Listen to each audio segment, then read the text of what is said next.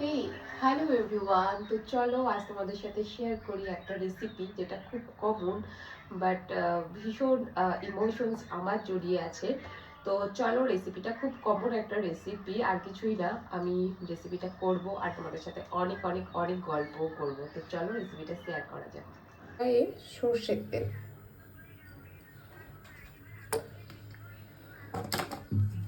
তেলটা একটু গরম হতে দিই।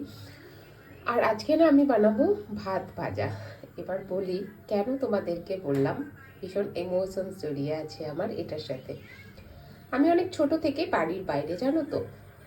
প্রথমে ছিলাম স্টাডি পারপাস, পড়াশোনার জন্য হোস্টেলে। দেন আমি জব পারপাস ছিলাম পিজিতে। মানে সব মিলিয়ে অনেক দিন ধরে বাড়ির বাইরে। তারপর আমি এখানে দিচ্ছি একটু মৌরি আর জোয়ান ফোড়ন, ঠিক আছে। তো আমি যখনই না, হোস্টেলের খাবার দাবার খুব যে ভালো হয় সেটা বলবো না, আবার খুব খারাপ হয় সেটাও বলবো না। ভ্যারি করতো কখন কোন হোস্টেলে থাকছি সেটার অনুযায়ী। চলো এবার আমি দিয়ে দিলাম কারি পাতা। তো যখনই হোস্টেল থেকে বাড়ি আসতাম না, তখনই আমি মাকে বলতাম, মা তুমি আমাকে ভাত ভাজা বানিয়ে দাও। এই ভাত ভাজাটা আমার ভীষণ প্রিয়। এটা তো গেল যখন আমি বাইরে ছিলাম। দেখো কিছুটা লঙ্কাও চলে গেল বাদামের সাথে। তো ওই আর কি, লঙ্কাটাও দিয়ে দিলাম, বাদামটাও দিয়ে দিলাম। হ্যাঁ, তো যেটা বলছিলাম, মা তুমি আমাকে ভাত ভাজা বানিয়ে দাও।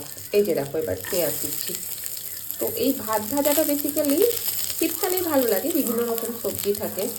একটু গাজর দিয়ে দিলাম, দেখো কারি পাতাটা বেশ মুছে মুছে হয়ে গেছে। এবার আমি সব সবজিগুলো দিয়ে দেবো। তোমরা দেখো স্ক্রিনে আমি কী কী সবজি দিচ্ছি। তো গরমে অতটা সবজি পাওয়া যায় না। তো আমি কি বলতাম মাকে, শুধুমাত্র তুমি ওই আলু দিয়ে আর ডিম দিয়েই ভেজে দাও। তখন তো ছোট ছিলাম, এই যে ফুলকপি দিলাম কিছুটা। তখন তো ছোট ছিলাম, তখন জানতাম না অত আলু খেলে ওয়েট গেইন হবে, আলু খেলে এই হবে তাই হবে। ভাত জানো তো আমার খুব একটা প্রিয়, ছোট থেকেই না। তো এই ভাত ভাজাটা আমার ভীষণ ভালো লাগতো। তো প্রতি বছর খাওয়া তো হয়, এই বছরে একদিনও খাওয়া হয়নি। আর এখন তো বড় হয়ে গেছি, আমি নিজেও মা হয়ে গেছি, তাই ভাবলাম চলো আজ নিজেকেই নিজে বানিয়ে দিচ্ছি। তো কালকে কিছুটা ভাত বেঁচে গেছিলো, সেই কারণে আমি ভাবলাম আজকে ভাত ভাজাটা খাওয়া যাক। আমার বোনের সাথে কথা বলছিলাম, এই যে একটু পেঁয়াজ কলিও দিয়ে দিলাম। বোনের সাথে কথা বলছিলাম, বোন বললো যে ও ভাত ভাজা খাচ্ছে। তো আমার সেই কাল সন্ধ্যা থেকেই মাথাতেই আছে ভাত ভাজা আমি কখন খাবো। এই যে এটা অনেকটা ভাজা ভাজা হয়ে গেছে। এবার এটাতে আমি একটা ডিম দেবো, বুঝলে তো। কিন্তু না, এই ডিমটা আমি একসাথে ক্যামেরা ধরে ফাটিয়ে দিতে পারবো না। তো চলো আমি ডিমটা এখানে ফাটিয়ে নিই, দিয়ে আবার আসছি। মা ঠিক এভাবেই ডিমটা দিত, জানো তো। মা এই সবজিগুলোকে এক সাইড করে দিত, দিয়ে ডিমটা এভাবেই দিত এক সাইডে কড়াইয়ে, দিয়ে এরকমভাবে ভেজে নিত। আচ্ছা একটা কথা বলো তো, এই ভাত ভাজাটাকে কি আমরা ফ্রাইড রাইস বলতে পারি? ফ্রাইড রাইস বলতে আমরা যেটা বুঝি, ওই যে একটু ঘি দিয়ে, মানে যেটা আর কি একটু অ্যাকচুয়ালি ফ্রাইড রাইস বলতে বুঝি, সেটাকে কেন আমরা ভাত ভাজা বলি না? কি অবাক লাগে না?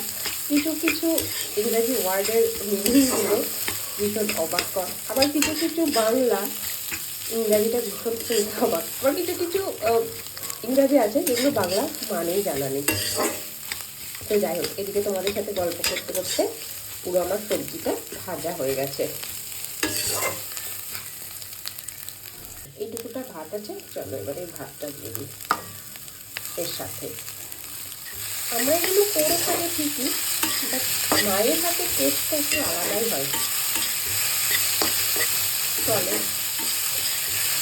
তারপর সেভিংটা তো মেটানো যাবে, এখন তো আর মাটা ছেলে না। দেখো গল্প করতে করতে রেডিও হয়ে গেল। জানি না মায়ের মতো হবে কি না, বাট এখন তো আর মা নেই কাছে, আমি বাড়ির বাইরে আছি। কিছু কিছু ক্ষেত্রে নিজের ক্রেভিংটা নিজেকেই মেটাতে হয়। আমি তো এখন মাকে বলতে পারবো না মা এটা বানিয়ে দাও, কিছু খেতে ইচ্ছে করলে মা ওটা বানিয়ে দাও, এগুলো আর বলতে পারবো না।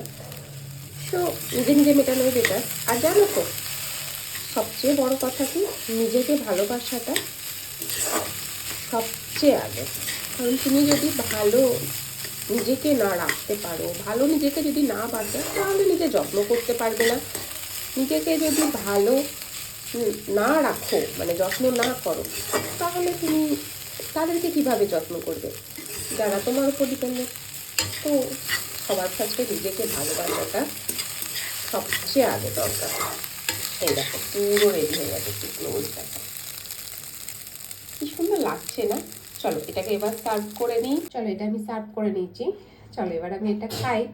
আর তোমাদের যদি ভিডিওটা ভালো লেগে থাকে তাহলে প্লিজ একটা লাইক করে দিও, কারণ তোমাদের করা একটা লাইক আমাকে নেক্সট ভিডিও বানাতে অনেক অনেক অনেক মোটিভেট করে। Thank you.